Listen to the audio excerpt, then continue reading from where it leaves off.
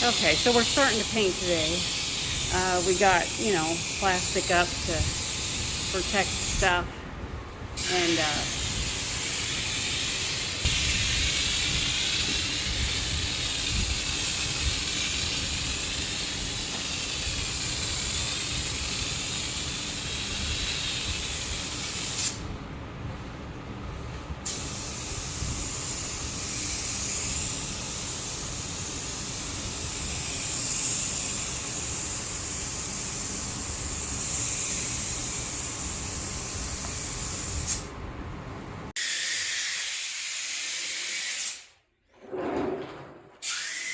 the strap on his respirator mask broke today, but he got it to stay on because we didn't have time to go get another one. But it's working. He just needs to get another one now for next time.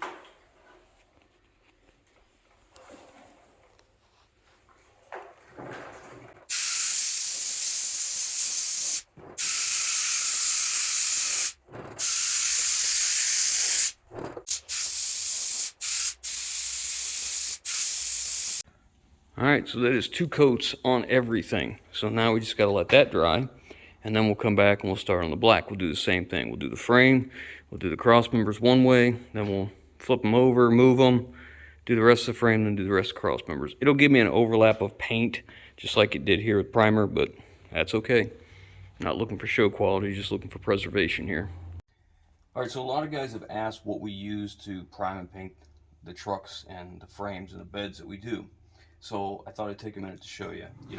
I'm looking for a cost-effective solution for everything, but I also want it to be durable. We live in the Rust Belt, so it's very important that we strive for preservation, not show trucks. We're just trying to preserve and make them last as long as we can. So I have been using for a long time Rust-Oleum's Rusty Metal Primer. It's an oil base. I buy this at Lowe's, Home Depot, Tractor Supply, whatever. And the primer itself, the primer and the paint both are in a consistency that's thick enough that you can brush it on, you can roll it on, you don't have to spray it. I choose to spray it because I think I get better coverage that way, and it lays out more uniform. So I use nothing more than this cheap Hobo Freight. That's all this is, a Harbor Freight spray gun. I didn't buy this. It was given to me by somebody else who said they weren't doing painting anymore. I've never replaced it. All I do every time I'm done is I take it apart and I clean the needle out. Make sure it's good and clean. You can see the little buildup right there from we just got done spraying the primer. Because as we speak this, the priming is already done, but we're kind of going backwards. But we'll clean this up real good. Make sure the tip's good. We'll run acetone through it so we don't get any clogs or anything like that. And I clean the gun up pretty well when I'm done. But it's just a cheap gun. There's nothing special to it. It's a 1.5 tip, which apparently is this size here. I'm not a painter, I don't know. I just fumbled across this and figured it out.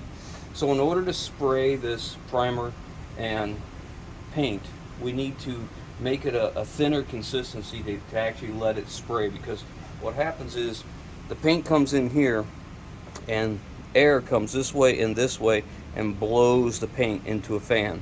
So if you blow the paint this way and this way, then you're getting a fan like this. You turn it this way, you get a fan like this. I think that's right, might have it backwards. Anyways, so we have to thin that down so that it will flow and be able to be blown with the air to spread the paint. So you can use several things. I choose to use acetone. I like acetone. You can use mineral spirits with this oil base, the way I do it. I used to use mineral spirits, but I had read somewhere that the acetone actually helps to make it cure better and harder possibly. So I switched to acetone and it works just fine. Now I also add to the paint only a catalyst hardener. So I add this to the gloss black for every coat that we put on, because it's a hardener and it makes that surface just what it says, harder and more durable. So we'll put a little bit of this in. Now when I mix this, I like to mix it, I put in 6 ounces of acetone, and then I bring the rest up to 24. So I think that's a 4-to-1 maybe. That's the consistency I like. That's how I like to spray it. If you want it to be a little bit heavier on the paint, not quite as thin and runny, you know, you put a little more paint, a little less acetone, because again, this is basically thinning the consistency so it's easier to spray. So I'm gonna go ahead and get some mixed up. I like to mix up enough. This will fill this cup 1.5 times. On the frame, we filled this 4 times. We've gone through almost whole gallon here of primer on that, so it's more than 4. Whatever it is, we've used almost whole thing of primer, but I like to get good coverage and know we're in good shape. So you can also mix it in a bigger tub like this, where you get 64 ounces. Then you have the same consistency for your whole thing. I just don't like to mix it that much at one time. I would prefer to just mix a little bit, go spray it, because I don't want it to start to activate, especially with the hardener. So I just mix one of these and then I spray it, and when I empty out the second half of this, then I'll mix up some more. So let me get it mixed up. And oh, before I do anything, before we get to go spraying, I always put lacquer thinner in here. Acetone, I mean.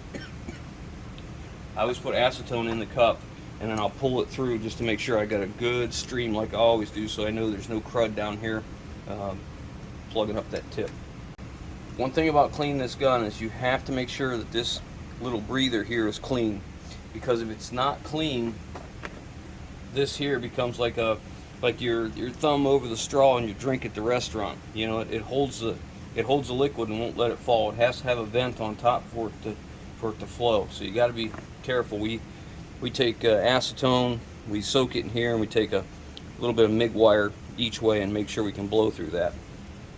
Okay, let's make some paint. I need 6 ounces of acetone.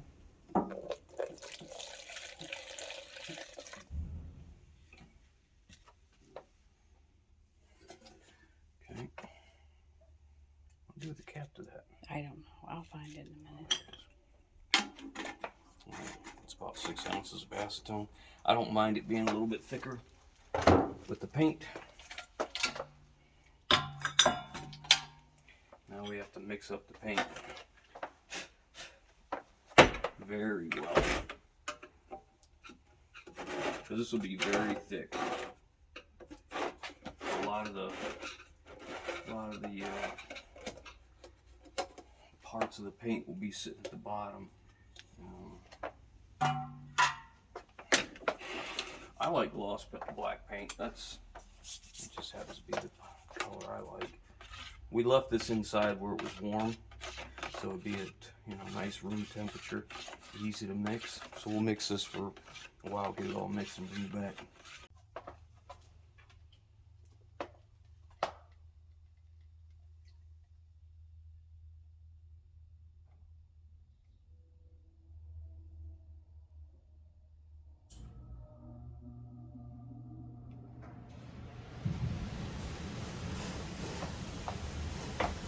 So this is good for a full gallon of paint. So if you look at it, you can measure this out how much you want. I never do. I just pour a little in. I'm just under 24 ounces right there.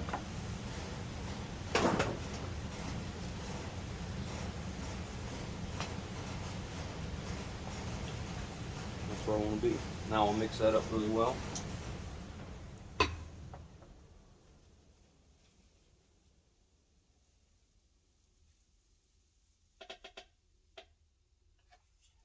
Once it's mixed up good, I'm happy with it. I like to go from the bottom up. I'm not a painter, I don't know. It just seems like the right thing to do.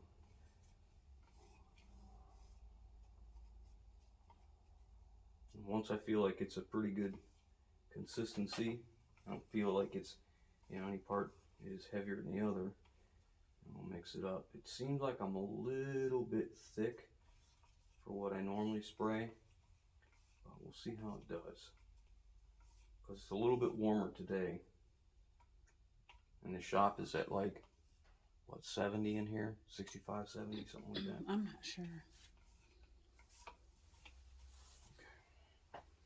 All right.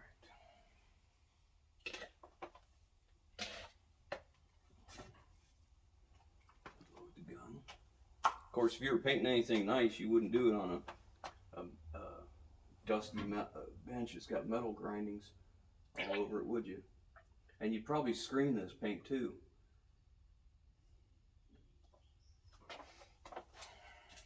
I guess it's true what they say. I am really just a hack. And I will be using a mask, even though I broke it. But it made a big difference in the primer, so we're ready to go. Let's get spraying. All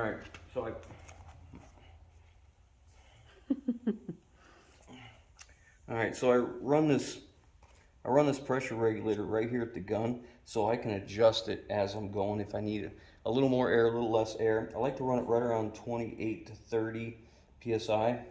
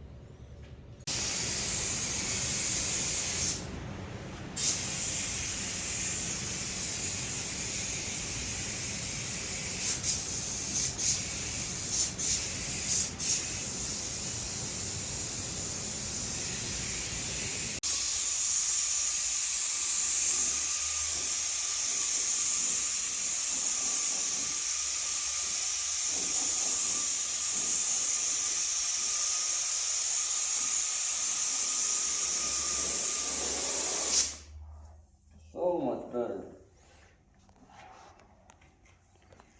He found the clog in his gun. It had a little bit of buildup in it. So it's spraying a lot better now.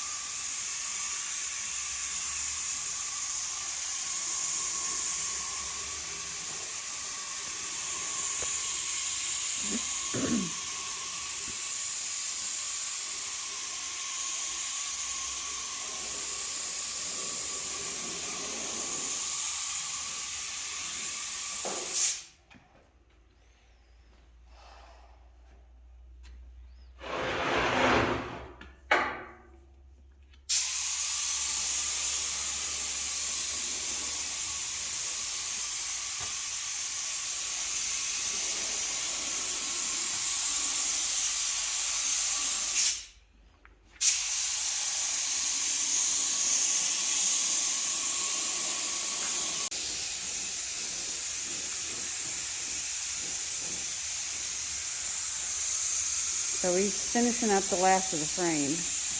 And then we have to turn these over and do the other side.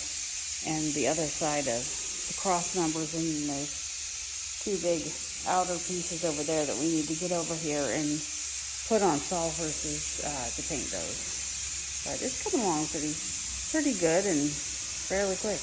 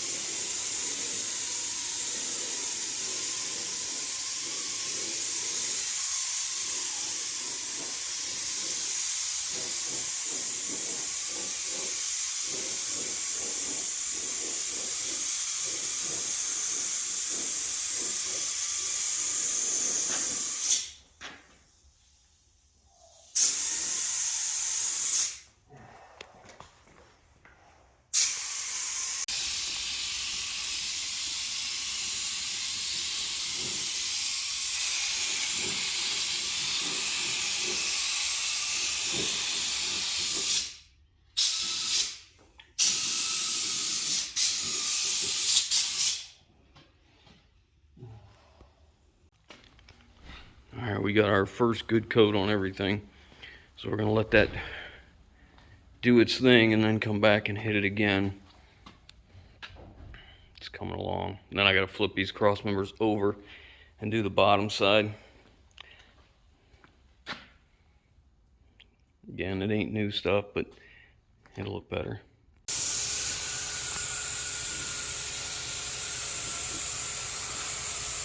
Well, we're almost done. He's doing the last little bit of the second coat. And then it'll all be finished. And then we're gonna go out of town for a couple days and let it dry real good, and should be good to go.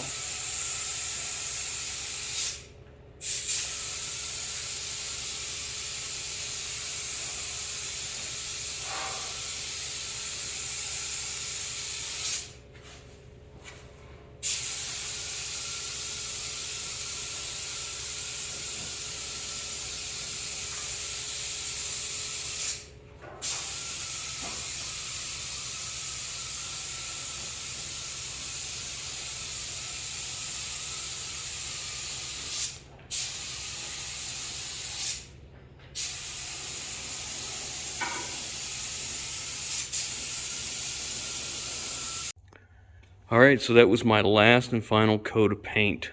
We have 2 coats of primer on everything. Some stuff had 3 coats of primer, just because I ended up going over it again the way we were laying the stuff. The paint, everything has 3 coats. Some places got a little more, like the bottom flange down there and the top flange. They got a little bit more because I have to keep going over, but that's okay. You know, we went through a good amount of paint, a full gallon of acetone between thinning and cleanup, and a gallon and a half of paint and a gallon and a half of primer. The primer kind of goes on thicker, it seems, or at least the way I mixed it. But now what we have to do is let this air out, let this cure for a few days before we start putting it together. The next step in this video will be putting the inside liners on and putting the outside frame on. The outside frame, the double, is not painted yet. Reason being, we're replacing all the bolts and they're not painted. They come just matte black, so we have to paint them as well. So that'll be our next step. Hope you guys enjoyed. Catch you on the next one.